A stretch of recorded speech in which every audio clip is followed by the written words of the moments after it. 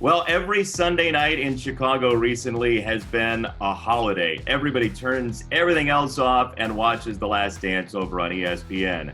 Well, today we are bringing you inside the dance to get you ready for the finale of The Last Dance. We have so many conversations to tell you about what you didn't hear in the documentary.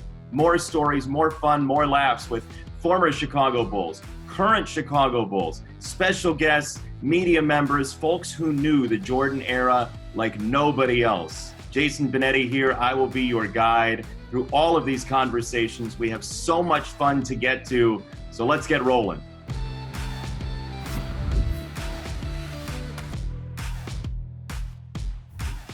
JB, what's up, man? Hey, how you doing? What's up with that hat? What are you doing to me right now? Listen, man. Stacy, let it go. Let it go. Hey, that's why I got a hat on. I was looking like Bill Russell. I was like, oh, baby. Not all of us have John Paxson here now. That's right. I know. Look at him. Just smooth bald head. The goatee's tight. Look at him. I did shave today. I was looking pretty grubby, so I did shave. I'm looking pretty scrubby right now, too. I gotta say, I have no idea where this is gonna go because we got three personalities here to talk about the first three-peat. Stacey King, Horace Grant, John Paxson. Thank you all for joining us. Thanks for having me. Thanks for having me. All right, Pax, I want to start with you. Your overall thoughts on this here documentary we've been watching. It's been interesting for me just to see the footage, the old footage. You know, like I look back and I see Horace and Stacey, some of the practice footage. You know, with how we all looked. It's kind of nice to relive some of the times we had together because we're all getting a little bit older now. What memories has it stirred up for you, Stacey? Just the good times. I mean, I always consider we were the first dance, not the last dance. Those first three were special to each and every one of us because it was the first time we all experienced winning an NBA championship. So when people ask me what I think about The Last Dance, I always say it's great. It's great to look back. It's great for the Chicago Bulls fans to reminisce a little bit. Horace, what do you think of how Horace Grant looked back in the day? What a handsome dance. Handsome.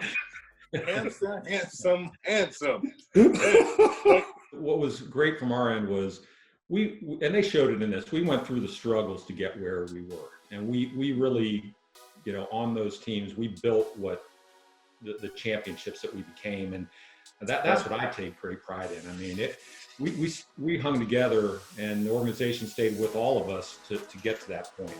And I think we get a little bit overshadowed just because Dennis was such a personality. You know, when he got with the last three teams, they were already, you know, Michael and Scotty were already rock stars, but Dennis added that element.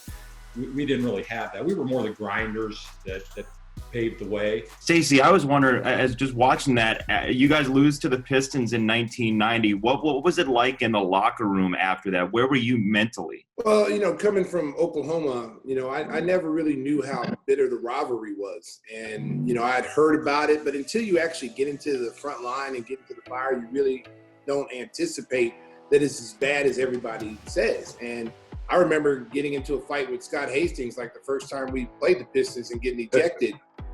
So that right there told me how serious it was. There was no love between the two teams. I mean, it was bitter rivalries. And I tell people all the time, there's no rivalries like we see now in today's game. Everybody's friends. Everybody's riding banana boats. Everybody wants to hang out. If I saw a Detroit Piston in the summer on vacation in the Bahamas in the lobby, you know, it'd be a Mexican standoff. I mean, literally, it would be who would blink first. But when we lost in 89 and 90, you know, I think for each man, everybody looked at each other and said, "Hey, no, we got to do something better." And I'll give Michael a little credit when it comes to, you know, something he said to us. You know, basically went down per man and said, "Hey, you know, this is what we have to do to beat this team." Our veteran players on that team also chimed in. Paxson, Cartwright, you know, Horace, you know, Scotty.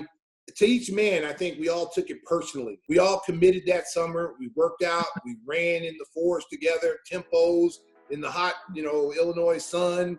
Played pickup games together. I think after that loss, we bonded even closer than what we were, and we became one. And that was a cool experience to be part of.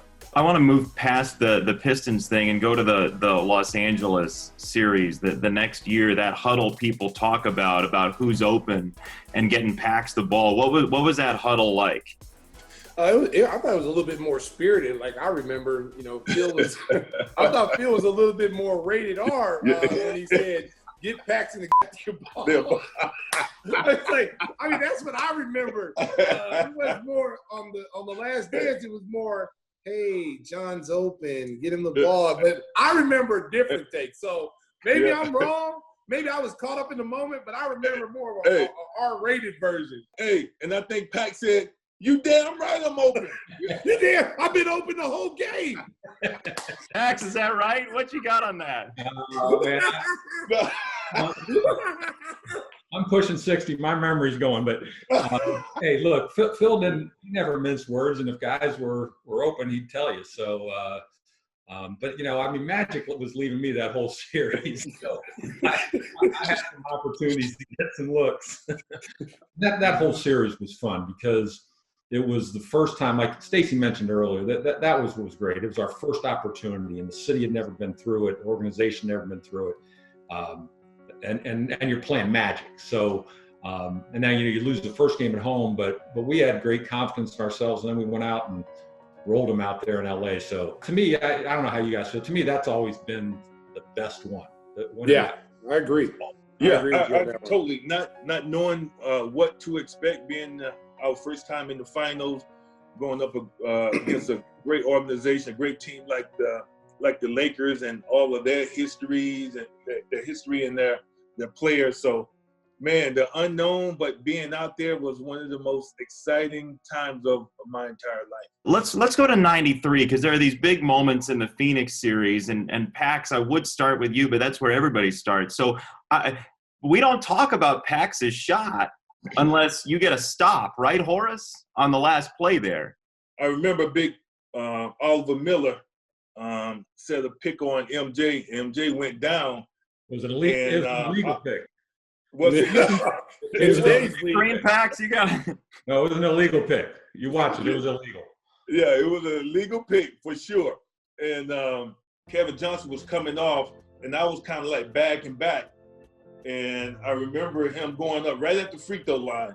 I'm like, oh my goodness. I just happened to keep my balance a little bit, and fortunately came up with that block. Pax, when you watch that shot back, where does your mind go? Like, what do you think about as you're watching it? Because you've seen it a million times, I'm sure. Yeah. Well, I mean, the first thing that I've always thought is all 5 guys on the floor touched the ball on that possession, which kind of speaks to everything we tried to be as a team. Is, even with the greatness of Michael Jordan, his ability to score. In those 3 championships, we went 8-1 on the road. We swept LA. We were 2-1 against Portland, and we won the 3 games out in Phoenix. Some reason that group had a resilience and resolve on the road, and we wouldn't have won those championships if we weren't an unbelievable road team. I want to know from all 3 of you, and I'll start with Stacy, but I want to know from all 3 of you when the moment was that you knew it was going to be a special group.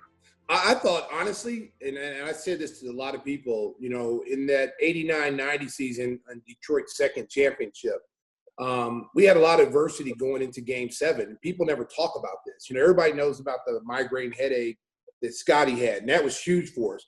But we were without John Paxson, too. John Paxson hurt his knee in Game 6. So we go into that game shorthanded with 2 starters missing.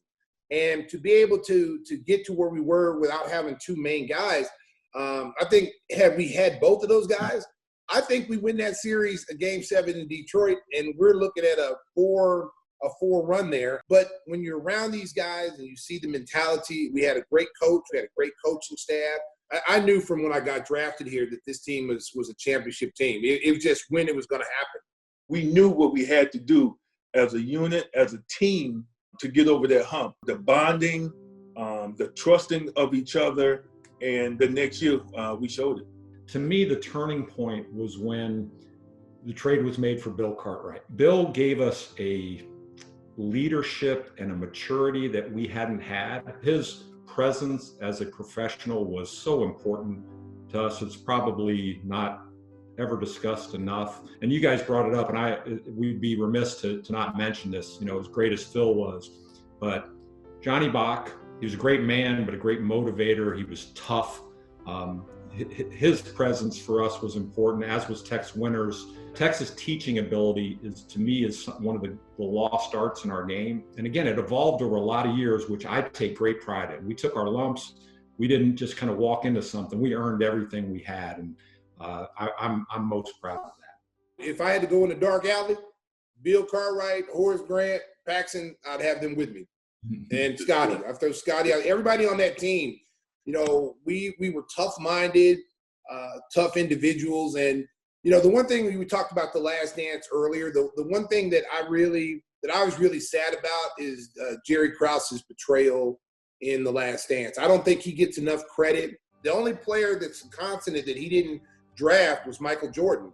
But if you look at every player on that roster since, he either drafted or signed as a free agent and brought him in on that team. And I don't think he gets enough credit. If his name was Jerry West, he'd be considered the greatest general manager of all time because of the way he looked or his standoff attitude towards the media or whatever.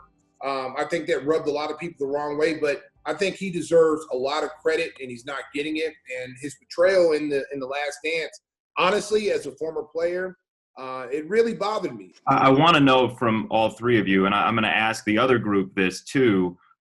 First of all, who was the better three-peat? And then second of all, what was the difference between the two groups? Like, I know you were in yours and you weren't in the other one, but what do you see as the difference between the two groups and who was the better three-peat, even if you're just joking?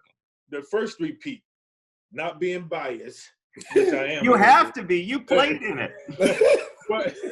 But I think the thing was that the first three-peat paved the way for the second three-peat. Pax? Well, I would hope that who are the three you're going to speak to from the next group? It's Toni Kukoc, Bill Wennington, and Randy Brown. Okay, I would hope that they would say that they feel theirs was right. I feel ours were just because I participated in it. We did, and we know how special that was. So I've never gotten into comparing teams. You have your own unique experience. So all I know is that, as we've said before, we really went through a unique experience. We were allowed to stay together for a long time to build what became the foundation of the Bulls' success. That's the most special thing to me. Stacy, any final thoughts on that? Well, of course, I'm going to say me and our team. I had no idea what you were going to say. Yeah, of course, had no clue. Say that. JB, who wouldn't say that, okay? But what I'm going to say is it's a win-win for the whole organization. It's a win-win for the city of Chicago that they were able to experience magical time between two different sets of three-peats. And I think that's all that matters is that, hey, we represented Chicago to the fullest. We represented the organization to the fullest. And maybe we can get it going here in Chicago again, because I would love to be a fan on the outside looking in, like all the great players, Artis Gilmore, Chet Walker, Bob Love, all those guys who paved the way for all of us to come on and play in this franchise and to carry what they started, to be able to do that with this younger group of kids coming in here that are playing for the Bulls right now, that we could, be part of that as old Bulls spectators. That would be so cool to be part of that. So hopefully it'll be in the near future before I get to be like 90 years old and I can't celebrate. Hey, look, it's been awesome to chat with you guys. I do have to say, Stacy, we got to get you a new hat collection.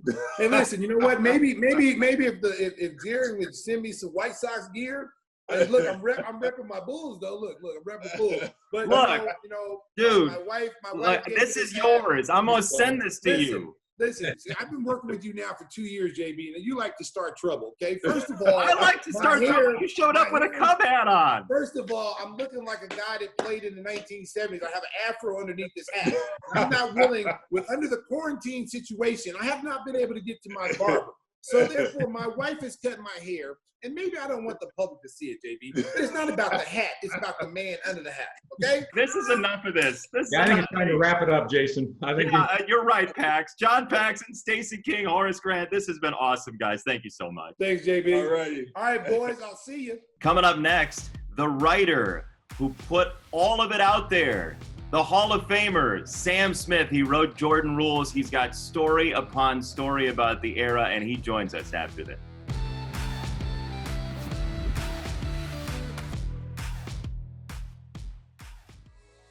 I've really enjoyed watching The Last Dance because it's brought back so many memories. First of all, I first encountered Michael Jordan and the Chicago Bulls when I was in law school in Chicago at the University of Chicago in the mid-'80s. And the team was transformational then, and watching these, each episode brings back special memories. I mean, of course, about that 97-98 season, but I thought the director did a fantastic job taking you back in time as well to all those earlier moments with the Bulls. And as to that 97-98 season, of course, I was directly involved with this project back then because I was running NBA Entertainment. And first of all, it would have never happened if Jerry Reinsdorf hadn't given us all permission to be a fly in the wall. And of course, Phil Jackson and then Michael Jordan allowed it to happen. But each episode has been particularly meaningful to me, and I think for a whole generation of fans who never understood how special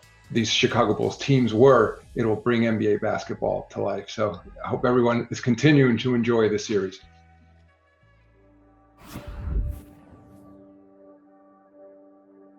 Well, I am so pleased to be joined by the Hall of Fame scribe, the man who graced everyone at Pace University with his presence, the Fort Wayne News Sentinel. So many places across the country know his name, Sam Smith. Thank you so much for joining us, you Hall of Famer, you.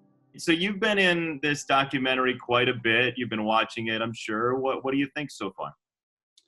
I think the parts about me have saved it, basically. This thing is going down the drain if I'm not involved in it. I think that's pretty clear, right? Absolutely. That's my takeaway. Yeah.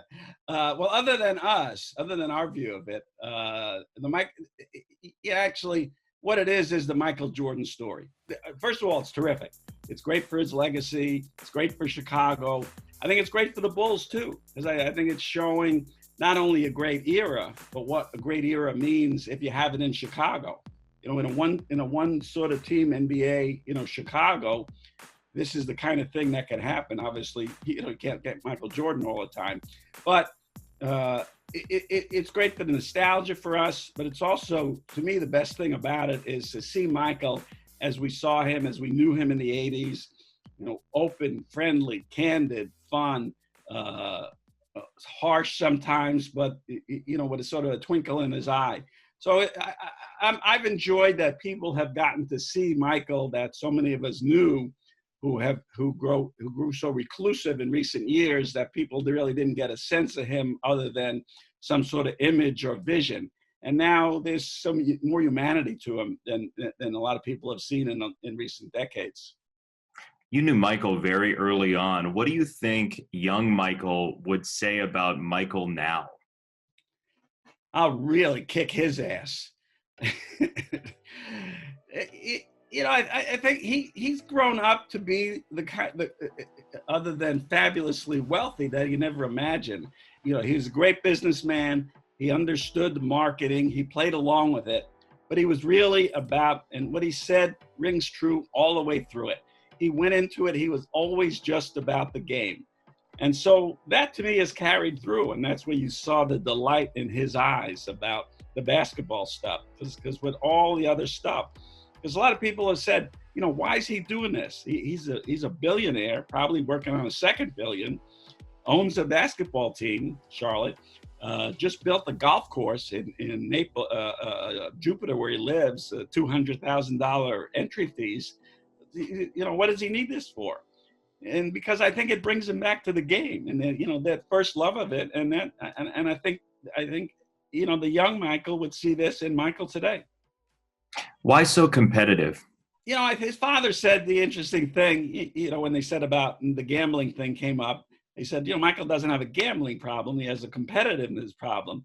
And so Michael, probably from a young age, was trying to prove himself to his dad all the time. When he first came in as a freshman at North Carolina, and this is a dynasty of basketball going many years, and it was at the time. And so he's in practice, he's dunking on guys and then coming back into the locker room and writing down on the board how many times he dunked on Worthy, how many times he dunked on Perkins. And, these are all Americans about to be top, 3 and 4 picks in the draft. And this freshman kid is coming in, challenging him right away. I'll dunk in your face.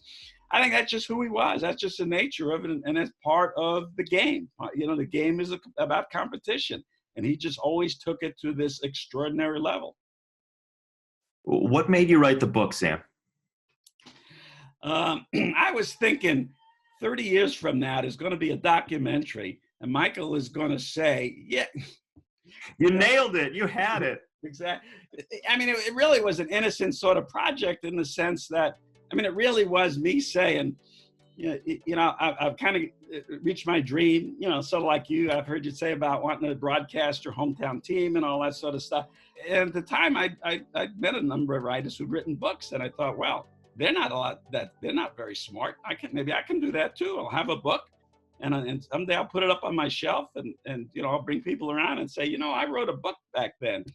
And so I just started as sort of a diary project, just to, as an experience to do a book. And more than a lot of things, talent is great, but timing is a lot more important. Right time, right place, right situation.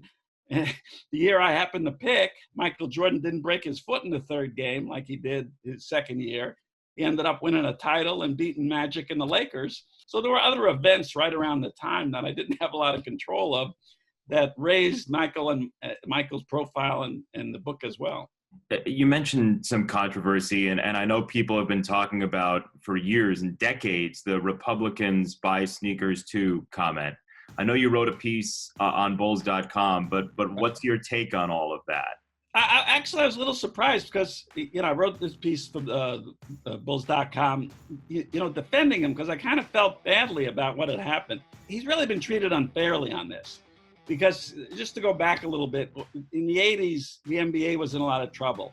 Even Bird and Magic come along, this great rivalry out of college, but the league is still struggling. And if you go back, wasn't Magic, wasn't Bird, Kareem, who was very, politically active, boycotted the '68 Olympics, sat with Ali when he was banned from boxing, never said a word about this stuff. So, they were kind of schooled about, look, let's stay out of politics, let's stay out of controversial issues until we, let's get the league up on its feet. And so I'm bothering Michael about this. And I can tell in the back of his mind, he knows I got to stay away from this topic. So he comes up with the great one-liner, just to it was actually to get rid of me. Republicans wear sneakers too. So, and that's what Michael did. He said he's always had the last word. The competitive nature is he's going to take the last shot. He's going to have the last word in a debate. Who was best at giving it back to Michael? Probably Horace was the one. Horace wasn't as quick verbally, but he would challenge Michael. And I think you've seen that come out in some of the documentary. Michael's settling scores too. Michael takes names and he doesn't forget. It's sort of like the Seinfeld Festivus holiday with Michael alongside. The airing of grievances. He's got grievances to air, and you're always going to hear Michael's grievances, whatever they might be. It was really amazing, and that's the great thing to me about the documentary too. Now it's so focused on Michael, obviously, but there's so many great human and biographical elements with Scotty and Phil Jackson and some of the others, and I think that's what I was trying to do in the book too, to show the richness of a team. That Michael Jordan is the central figure, but all these amazing figures grouped together, and what Phil Jackson has done with them. Sam Smith, thank you so much for joining us from, is that Jordan Rules Mansion number 3 you're in right now? I can't tell. I wish I was in number 2, which is in a sunny place, and we know we're not getting that till July here.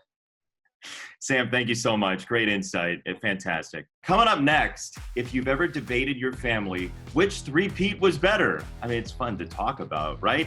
We have the guys from 96 through 98. Bill Wennington, Toni Kukoc, Randy Brown. We'll ask them, which three-peat was better? You won't believe their answer. Well, you might. We'll find out inside the dance.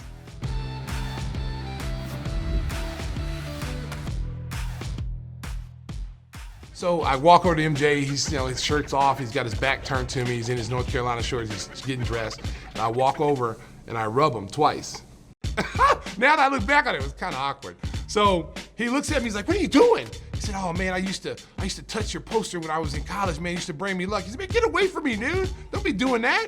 I'm like, and I didn't think it was weird at the time, but then I looked back and I said, oh yeah, that might have been a little bit crossing the line. But after that, I didn't have to touch him anymore. He said, don't ever touch me again. I'm on your team. So I'm like, okay, cool. But your mind tells you, it's a mind thing. You got to believe in something.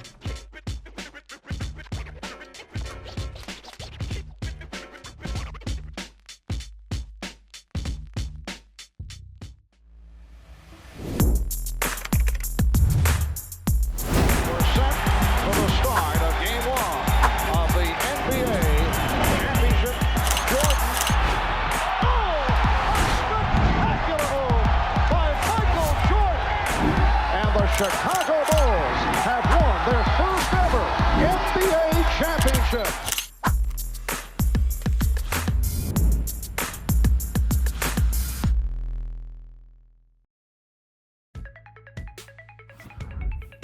So glad to be joined by the guys from the second three-peat. Toni Kukoc, Randy Brown, and Santa Claus are here. Great to have all of you. Bill Wennington, look, we have so many pressing things to discuss about The Last Dance, but I want to start with the most important. Why do you have a slot machine? Because Vegas is too far away, so I just go downstairs and plop my quarters in and have fun. Do you use it, and where did you get it? It's considered an antique, and I do use it occasionally. I used to use it a lot more, but now it's more of a decoration, but it does work. Yeah, fantastic. And I'm not even going to ask about that thing behind you. So, Randy, what's your overall opinion on the documentary so far? It's bringing back a lot of memories. I'm watching it as a fan, again. So it was good to see the different insights of everybody having. In the light of the pandemic going on, I think this puts the nation in a good space. We're hurting as a nation, and to see this camera crew follow the greatest team ever to play, man, it became historical. And I'm pretty sure my teammates and I didn't see this coming. So it's good to see. Bill, as you're watching this, what kind of messages are you getting from people, and what's your takeaway from watching the whole thing? Well, the people that know me know I've kind of talked about it before, and they talk about what a fierce competitor Michael was, and they asked, was he really that hard on players? And yeah, he was, because he wanted to win, and he was pushing us. But I don't think people that don't play sports, they don't understand that that's kind of the way most locker rooms were guys pushing. Now, Michael took it to a different level and brought it up, but the kibitzing and the pushing of each other and trying to make each other better and poking fun at each other was going on in every locker room I've been in, going back to high school. But Michael brought it to a different level because he wanted to win, and he was making us all feel the pressure in practice so that in the games it would be easy for us and we would be prepared to go out there. And he was also testing us to find out if we were good enough to be there. What was it like when you first met Michael? What was your first meeting like, Randy, when you first got to know him? What was that like? Kid growing up in Chicago, Michael was my idol. I grew up watching Michael Jordan, and when I came to the Bulls in '95, that was my 5th year in the NBA, and right off the bat, I thought I knew a lot about the NBA, but walking to that gym, seeing Michael, Scotty, and Dennis, and then Toni Kukoc, and Bill Wennington, I was in shock all over again. I had to learn how to practice. What did you do when you wanted to get under Michael's skin? Speak Croatian because he didn't understand it. that was the only way. Well, but we all understood that he is so competitive that he's going to bring anything and everything. I think we accepted that thing. I tried not to get under his skin that often. I don't believe that for a second, knowing you. Exactly. But it was easy. All you had to do was beat him at something. Now that's hard. That's very hard to do. But fortunately for me, I'd met Michael when I was McDonald's All-American, and back in 1981. And on the bus, I saw that competitive nature, and I figured it out really quick back then, and how good he was going to be, because he wanted to compete at pretty much everything. And after that, fortunately, St. John's played North Carolina, and we won. We only played one time. So all I had to do was bring that up and say, how many times did North Carolina you beat St. John's? And that's all it takes, because he doesn't like to lose. That's awesome. All of your favorite memories of the three-peat, I'm sure you have a ton of them, and we've heard so many of them. But Randy, I want to start with you. Yeah. What's a moment that you come back to that you're like, I cherish that about the second three-peat? My most, my favorite teammate broke my heart. Toni Kukoc not giving me that ball during the '96 championship just really, it set me back. It set me back, but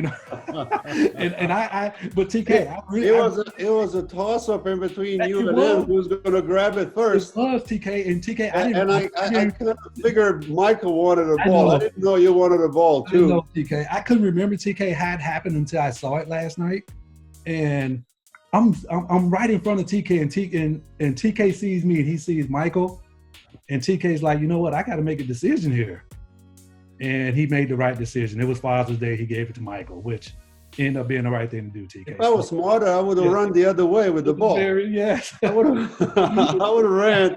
You can't do that anymore. I had a feeling MJ wanted that ball. Yeah, I did too. It was Father's Day. It was the right thing to do, TK. Yeah, it was a lot of things that worked out well that day. So I remember one moment. Bill's going to know this. We were watching, what is the name of the movie? The whistling thing. Austin Powers. Austin Powers. I have absolutely no idea how that whistle stuck in my head.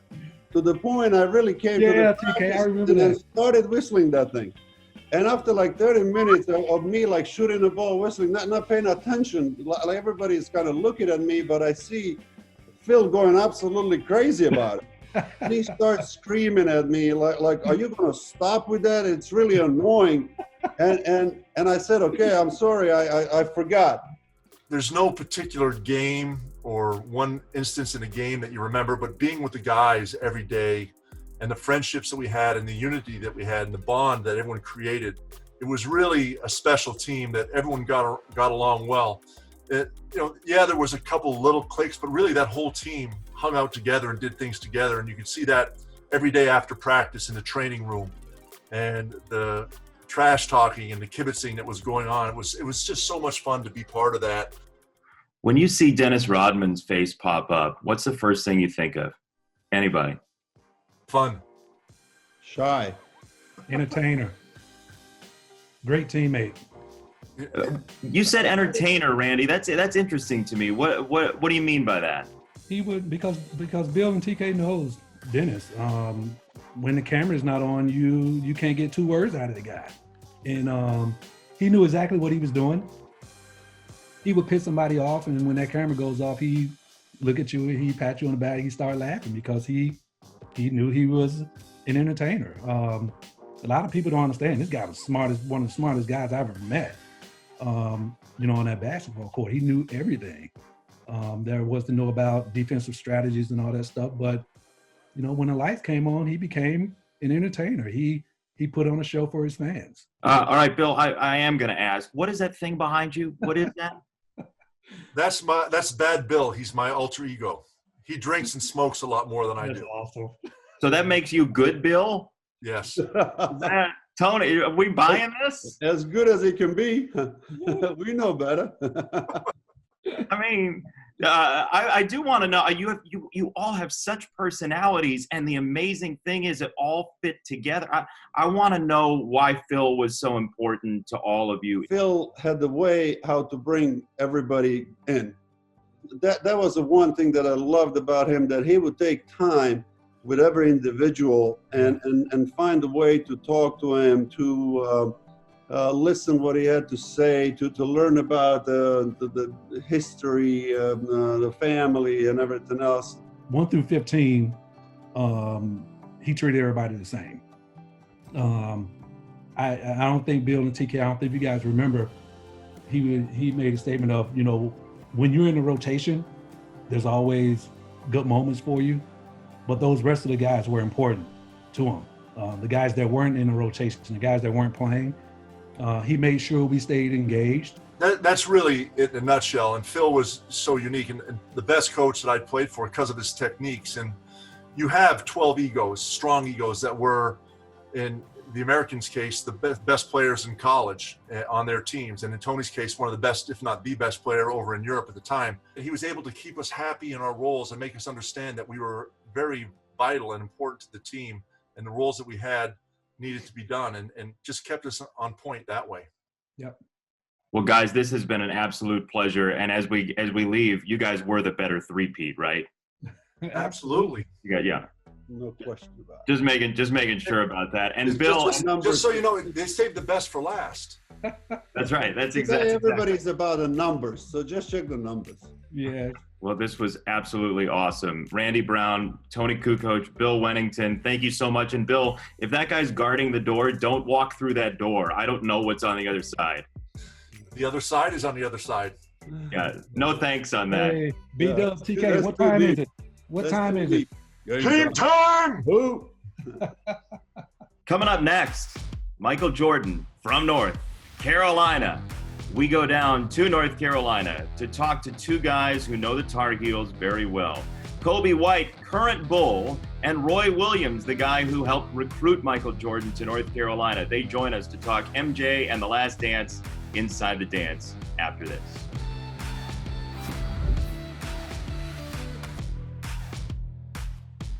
My favorite Jordan memory is the last shot against the Utah Jazz.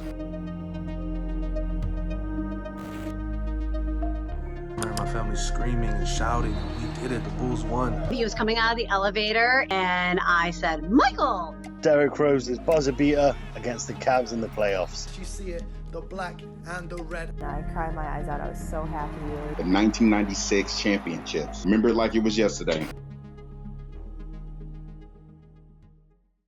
I don't think we would have been a championship year if we didn't push each other. Yeah. If we weren't competitive, if I wasn't making you better, you making me better as a player, and on down the line for everybody else. I mean, we all knew MJ was the #1 guy. Being ACC Player of the Year, I'm coming in, I'm average over 20 points and 12, 13 rebounds in college. I want the damn ball. Yeah. But then you look over there, number 23, like, hell no. We all come from programs where we were the #1 guy, and I think our personalities allowed us to say, hey, look, there's something bigger than ourselves. It's about championship.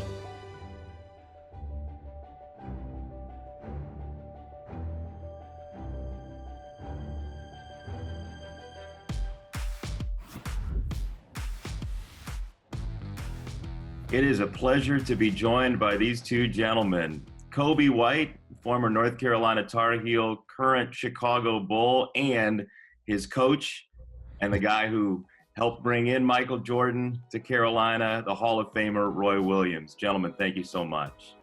Nice to be here, Jason. Coach, I want to start with you. Just watching the doc, your first thoughts on everything you've seen so far. I've just been blown away, and I lived much of it, especially the early episodes, his time here, and in the 98 finals. I was at one of the games going through it with Michael and still talking to Michael today. I talked to him last week. It's made me appreciate him even more, and I really love it for guys like Coby, because they know that some of the things, I think I even said it on the first episode, I said Michael Jordan's the only guy I've ever known who could turn it on and turn it off, and he never freaking turned it off. And Coby remembers hearing that, but no, it's, I'm setting my schedule so I don't miss any. I just think it's been fantastic. Michael's really shown the personal side, the emotional side as we saw last night. But he was the ultimate competitor, the most focused guy I've ever been around in my life. Coby, you didn't live any of the championships. What's it like for you watching all this? It's amazing, man. It's amazing just to see that and his competitive nature and to see everything up close. And it makes you have a better understanding of who he was and what type of guy he was, and not just what you hear from other people. It's been great. I haven't missed any second of it. I learned a lot, and just from him. And now I truly know why everybody wants to be like Mike. So. Coby, I saw you nodding when Coach was talking about Michael using the phrase that he'd used before. How much did you hear about Michael when you were playing at Carolina? I heard a good amount, but that one phrase is probably the first thing that I heard, and it always stuck with me since then. So that phrase, it stands out. So especially when I heard it on the documentary, because in the previews, it showed Coach saying that before the documentary actually dropped. Yeah. So I told my brother about how, that's the first thing I heard him say about Michael Jordan when I got on campus. Coach, what was young Michael like? He was a kid. There's no question about that. He loved to have fun. He loved to talk. I've said this many times, the only thing Michael did better than play was talk. If he were to see me with my beard right now, there's no telling what he would be saying. But he came in as a freshman at 6'4.5", very athletic, not really that sound fundamentally, but he had the pieces. He got better every year. I mean, as a freshman, he was 6'4.5", just about a half-inch shorter than Coby, just a little bit. He had the whole package. God had blessed him, and then what he did is he used it, and he became the most competitive guy I've ever seen in my life. And I challenged him at the start of his freshman year about playing hard and harder than everybody else. And he told me his freshman year, he said, "You'll never see anybody play harder than me." And I remember I could walk down to the spot beside the track behind Carmichael Auditorium and sit down in the grass within 5 feet of where I was sitting today. He told me that. What was it inside of him that made that happen? I watched the documentary and say, where did that all come from? I think it came from his parents. They gave him the confidence to try, and he had this inner desire that very few people have, but people do. But he did something with it, and I think that's the difference. He had this desire to be a great player. Told me he wanted to be the best player that ever played at North Carolina, and I think that every day in practice he tried to show that, and he got better and better. Coby, he didn't win his first Defensive Player of the Game award his freshman year until the national championship game. Coby won his first one about his 7th game. Yeah. Coby, when you're watching this, how much do you just want to go play basketball and beat somebody? Every athlete just wants to go outside and shoot hoops, go work out, any way to get better. Just try to motivate. It's such a motivation watching that. In my profession, we aspire to be like Mike. So through watching that documentary, it gives me a lot of motivation to, continue to keep what I'm doing and stay on the right path to get better. But, during the watching it, you just want to go grab a basketball and get better and, get up shots and run sprints and stuff. You're still a young kid to me. Don't ever leave. You're never going to change with me, big fella. But Coby worked unbelievably hard. Coby got better. As the season got along, he got better and better and better. And the Chicago fans are going to love him for a long time. And I thought he did some great things this year, his rookie year with the Bulls. I was going to ask Coby, the first time you heard from North Carolina, what are you thinking when you hear that? North Carolina at guard, Coby White. Going through my head was just a blessing. A dream of mine is to play, to start in the NBA. Not many people can say they did that, so for me, when I hear, from North Carolina, 6'4" guard, it means a lot. It meant a lot to me. And, at the moment, I'm focused on the game, locked in. I'm trying to lead my team to a win. So, but afterwards, you sit down and you realize, that, part of your dream has come true. Jason, let me tell you a story. Did they really announce you at 6'4" from North Carolina? Yeah, they. Jason, I'll tell you, we measured him. He's 6'4.5", and I said, "I'm gonna call you 6'4.5", and he kept saying, "Coach, I'm 6'5". And I said, "No, you're 6'4.5". But I said, when you win the Defensive Player of the Game award, then I'll start calling you 6'5". So after that 7th game or something like that, I started calling him 6'5" the rest of his time. So we got to get the announcer to call you 6'5".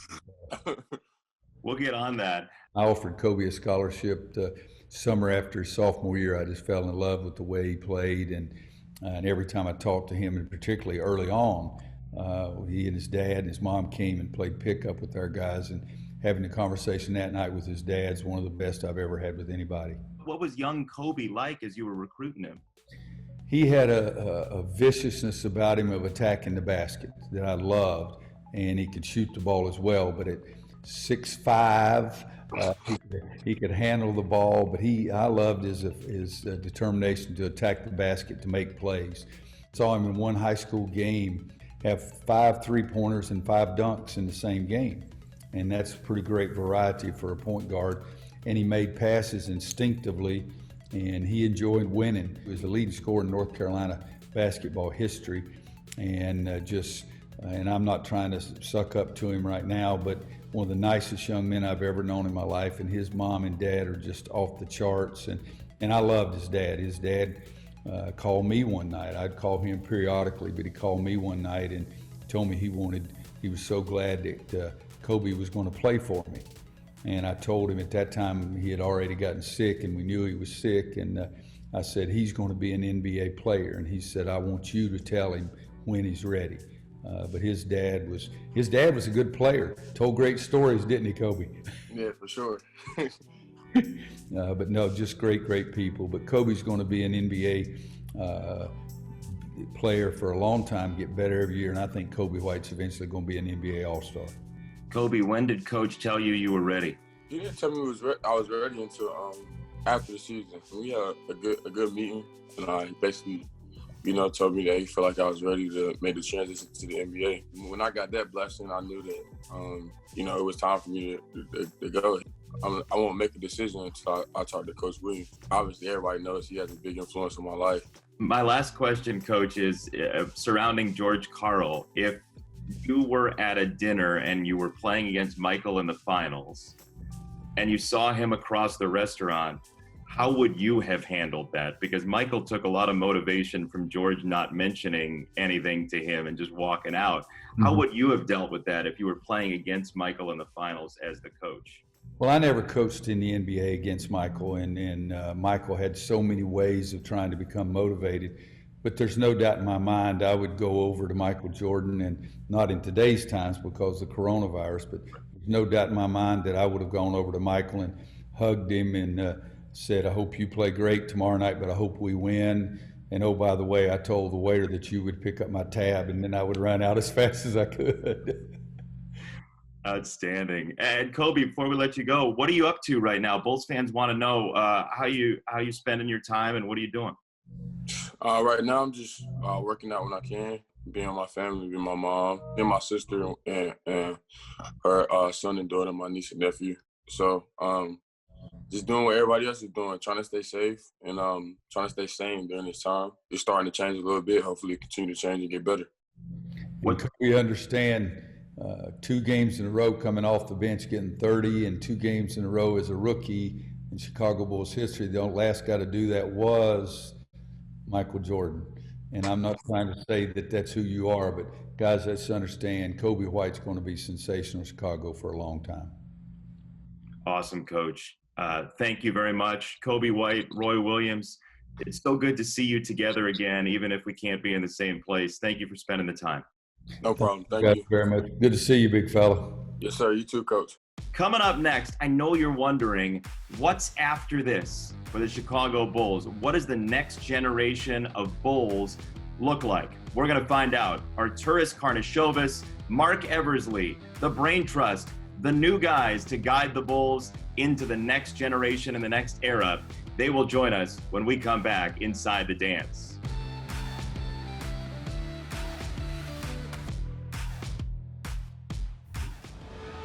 Bulls are not Beatles, but it's like United States team.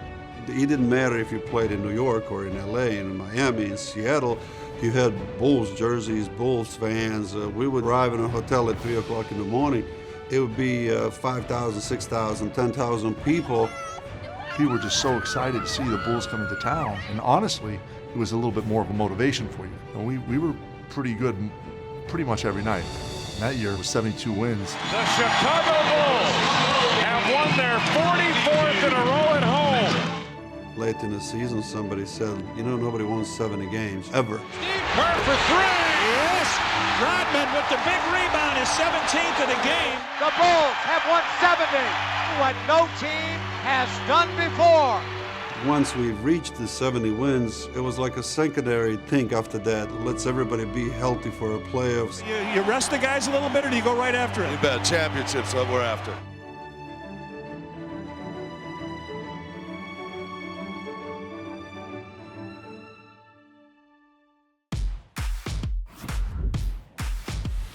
All right, we've talked a lot of Bulls history, and now we are here to talk about the next phase of the Bulls. I am joined by Arturas Karnisovas, the Executive Vice President for Basketball Operations, and Mark Eversley, the new General Manager of the Bulls.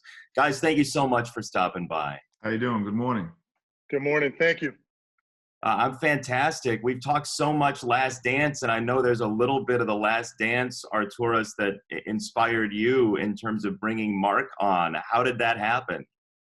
Well, the short version of it is when we settle on Mark, I was going to call him on Monday morning. But while watching the documentary, it kind of got emotional and said, why should I wait? And texted him to make sure that he's still awake, but because he's on the East Coast time. So he responded yes, because he's rewatching it now on his couch. So I called him up and offered him a job. So. Mark, what are you thinking when you get that text? So it's funny because I was talking to Michael Reinsdorf, and he had called me at about 8:15, and I thought, you know what? It's going to take about 30 minutes, 45 minutes, we'll have a nice chat, and then I can sit down and watch The Last Dance. We ended up speaking for about an hour and a half, so I had to tape The Last Dance.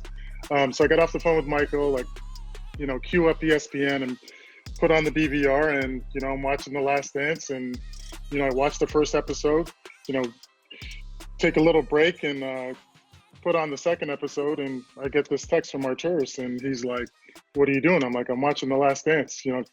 He says, do you want to talk in the morning or do you want to talk now? And I said, Arturas, I haven't slept in 10 days, man. You might as well just call me right now. So he called me right away and, offered me the job, and, here we are today. So obviously very thrilled, and it's a terrific opportunity. I'm really pleased. The 90s Bulls keep inspiring. I want to, before we move on to the next generation of the Bulls, I want to ask both of you, Arturas first, you were playing during the time of all this and the 90s Bulls. What did they mean to you back then, and what's it like watching it now? My passion was born obviously in the 80s when I was still in Lithuania as a teenager, when Michael was drafted by Chicago Bulls. So, in the early 90s, when I was in college, that was an opportunity to watch more Bulls basketball, and obviously they were dominating. And then I got an opportunity actually to catch the last championship team when I was playing for Olympiacos, in that first episode that starts with Paris. I was actually playing in that game. So that was, special, and by watching this documentary is just great memories. Mark, I know you have a playing background, but you also were in the Nike game, and you were dealing with branding and marketing and things like that. What lens do you watch this through? So obviously, working with Nike back in the day, Michael was the brand at the time. And, for me, watching Michael grow into the player that he became was special. Fast forward to today, and, now I'm working for, this iconic franchise that he helped build is really neat for me. So it's special. To that point, Mark, when you step back and you say, I'm the general manager of the Chicago Bulls, what do you think? You sound like one of my friends. It's obviously incredibly special. This is a iconic franchise. It's an iconic city. It's an unbelievable sports city. And to be named general manager is just a dream come true. I'm very fortunate to be where I am today, and I'm thankful to the organization for giving me an opportunity to help lead this franchise back to where the fans want it to be. And that's, competing for championships and playing meaningful games in spring. Arturas, what's the first step in getting there? What Mark's talking about, what's the first step? What will we see in the near term? Well, for us, it's obviously to get to Chicago, to get on the ground, to put our boots on the ground, to come to a practice facility, meet the staff, keep evaluating, every department that is right now in the organization and see what we have. Meet the current staff, meet the coaching staff, spend time with players. The draft, free agency, keep upgrading the team, keep adding talent. Mark, what kind of people do you like to have around you? I love people who are passionate about what they do. I love being around people with high character. I love people who are committed to, chasing a dream. The one thing that stuck out for me in The Last Dance is just Michael Jordan's just competitive nature. I think if we can surround ourselves with people like that, who share that passion, who share that commitment, who share that drive, I think we'll be in really, really good shape. The sky's the limit for this franchise. How do you evaluate walking into a new franchise? You have no real blueprint for all this. What are you using to lean on as you start to move the Bulls forward? With Mark now, we've running scouting Zoom meetings, with our scouting staff and basketball operations. Then we get on a call with coaches. We're discussing what's been done in the past, what we can do better. This situation is kind of getting us closer because we're probably even talking more to each other. And I'm talking about not only with Bulls organization, I'm talking about, I'm on a bunch of Zoom calls with other teams and other executives. And we're kind of united in this situation to try to find solutions and, looking for answers. Mark, what are those scouting calls like? What can you do on Zoom as you go through this? It's a great opportunity to get with your staff and talk about players. You can talk about the draft. We've been able to get on the phone with prospects and, interview them, get to know them a little bit better. Obviously, you'd love to be in person with them in the same room and, look at things like body language, look at, those types of things. But it's a great opportunity for us to sit with our staff and talk about players, strengths, weaknesses, things they need to work on. And again, anytime you can have an interaction with a player, whether it's in person or over a Zoom phone call, it's a touch point to where you can evaluate the prospect and see if you can envision them being a part of your organization moving forward. It was an absolute pleasure talking to you, and I cannot wait to see this next generation of the Bulls. And I'm excited for you all because you've had all this time now to jump out and go do it. And I can tell that you really are looking forward to it. So thank you so much for the time. Thank you. Thank you. Well, that'll do it for Inside the Dance. And what a fun romp through the 90s and through that era of the Bulls with so many special guests and so many wonderful stories. We hope you had some laughs as well along the way. But we thank you for joining us, and to everybody from Bulls TV for putting it together. And by the way, I cannot wait to see what happens next for the Chicago Bulls. It is a proud, wonderful, historic franchise that we're seeing every Sunday night as The Last Dance closes. And it's thrilling to see the next generation of the Bulls starting to come to life. So we look forward to that. We thank you for joining us. For everybody at Bulls TV, I'm Jason Benetti. Enjoy the finale of The Last Dance.